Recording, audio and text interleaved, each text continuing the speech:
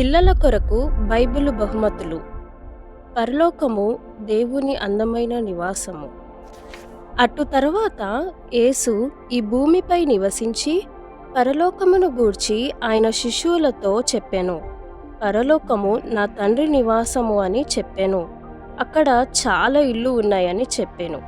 ఈ ఇళ్ళు చాలా పెద్దవి మరియు అందమైన నివాసములు. పరలోకము పెద్దదియు మరియు భూమిపై ఉన్న నివాసముల కన్నా చాలా అందమైనది. ఆయన మృత్యుంజయుడు. ఆయన తరువాత యేసు మీ కొరకు స్థలము సిద్ధపరచుటకు వెళ్ళుచున్నానని చెప్పి, నేను వెళ్ళి స్థలముని సిద్ధపరచిన ఎడల నేను మరలా వచ్చి మిమ్మును కొనిపోవుదును అని పరలోకమునకు ఆరోహణమాయెను. అతని శిష్యులు చూచుచుండగా ఒక మేఘము కమ్ముకుని వారి దృష్టి నుండి కొనిపోయెను. అతని శిష్యులు చూచుచుండగా ఒక మేఘము కమ్ముకుని వారి దృష్టి నుండి కొనిపోయెను. అప్పటి నుండి యేసు మరలా వచ్చి వారిని కొనిపోవునని వాగ్దానమును క్రైస్తవులు నమ్మిరి. మీరు అనుకోని గడియలో హఠాత్తుగా వచ్చేదనని యేసు చెప్పెను. ఆయన రాకడకు ముందు మృతి నొందిన క్రైస్తవుల సంగతేమిటి?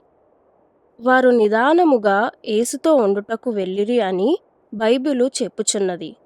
శరీరమును విడిచిపెట్టుట అనగా ఒక క్రైస్తవునికి ప్రభువుతో ఉండుట అని అర్థము.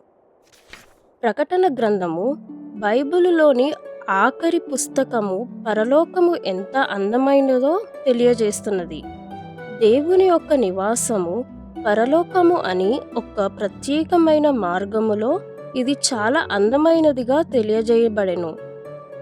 దేవుడు సర్వవ్యాపి, కానీ ఆయన సింహాసము పరలోకములో ఉన్నది. పరలోకములో దేవుని దూతలు మరియు ఇతర పరలోకపు జీవులు దేవునిని ఆరాధిస్తారు. మరణించిన దేవుని ప్రజలు పరలోకములో అదే పని చేయుదురు. వారు ప్రత్యేకమైన కీర్తనలు పాడి దేవునిని ఆరాధించును. ఆ పెద్దలు, నీవు ఆ గ్రంథమును తీసుకొని దాని ముద్రలను విప్పుటకు యోగ్యుడవు.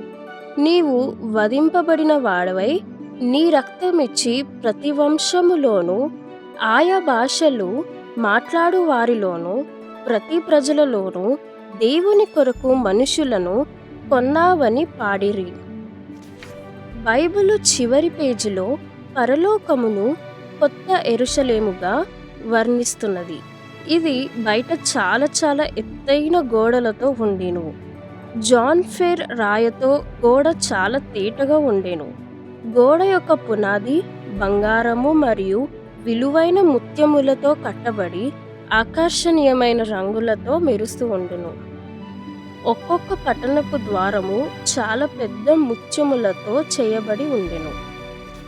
ఆ దృఢమైన మృత్యువు ద్వారములు ఎన్నడూ మూయబడవు. వావ్! పరలోకము లోపల చూద్దాము రండి. పరలోకము లోపల ఇంకా బహు సుందరముగా ఉండెను. చాలా తేటగా ఉన్న గ్లాసుల్లాగా పట్టణము స్వచ్ఛమైన బంగారముతో చేయబడెను.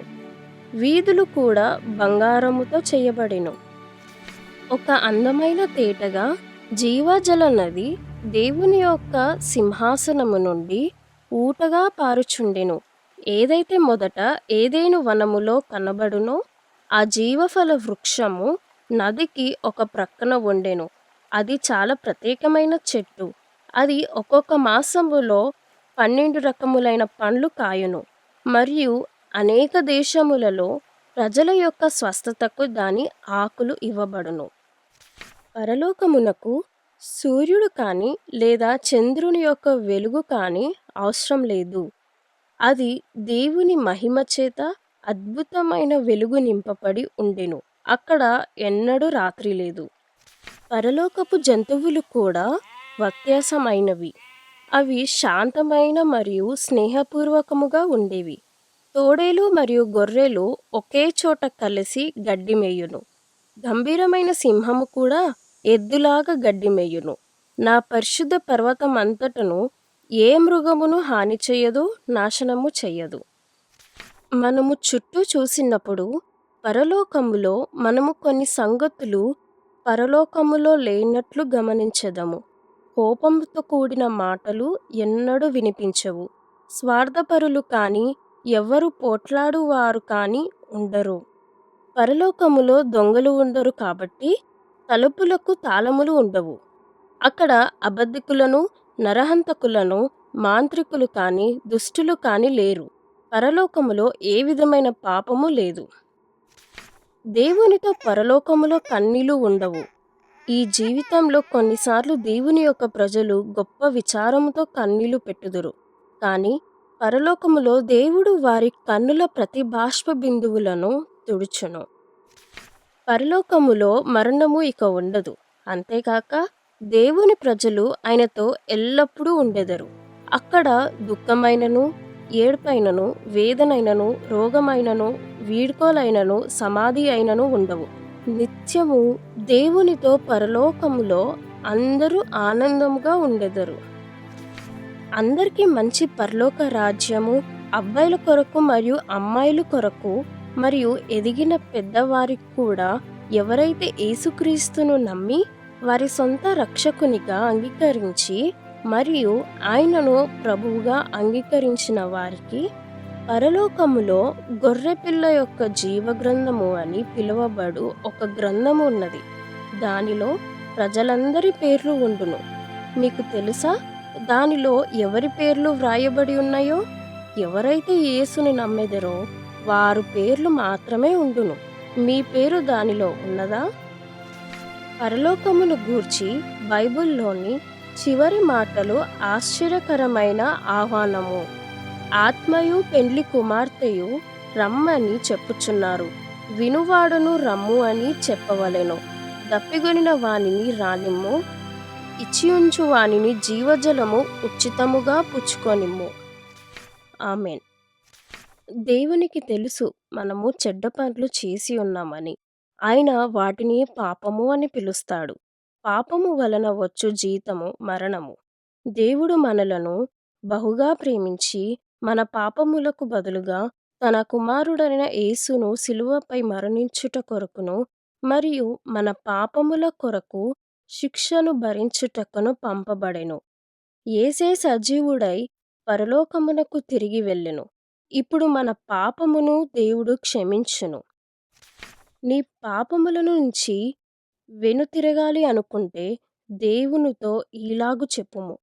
ప్రియమైన దేవా, యేసు నా కొరకు మరణించి తిరిగి సజీవుడనైనవని నేను నమ్ముచున్నాను.